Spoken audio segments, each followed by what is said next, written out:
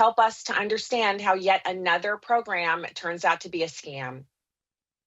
Well, this is a recurring theme of the Biden administration, and thank goodness for the Department of Government Efficiency, as well as the leadership of Administrator Zeldin, who is doing the hard work and looking into this. One of the things that he said about this latest $20 billion discovery is that it was, quote, parked outside of the agency. The Democrats and the Biden administration officials, they knew they were doing something that wasn't quite up to snuff and it wasn't above the board. And so they purposefully took $20 billion of taxpayer dollars and parked it in an outside institution. And the only reason you would do that was to avoid basic oversight. And oversight is so important. And I'm really excited that there are leaders on Capitol Hill, in addition to Administrator Zeldin exposing it and bringing it to light, they're going to look into it and understand, how did this happen? What was the legal authority? Who was behind this?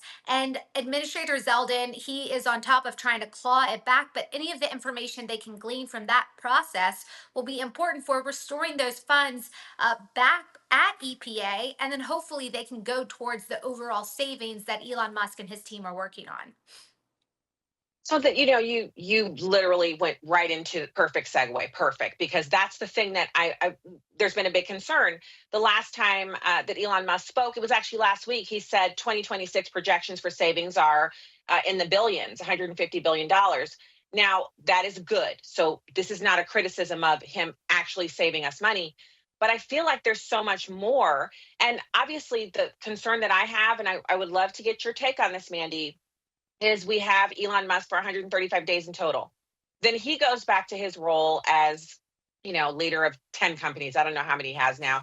And then we have the government left to continue the work of Doge. Obviously, Doge is a project that is supposed to end in the middle of 2026.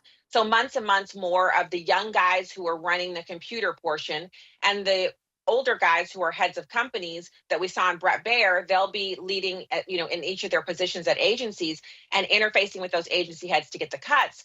But I would like to see a permanent transition into a Doge reality for federal government, because the minute you take the pressure off, the bad actors come back in, right?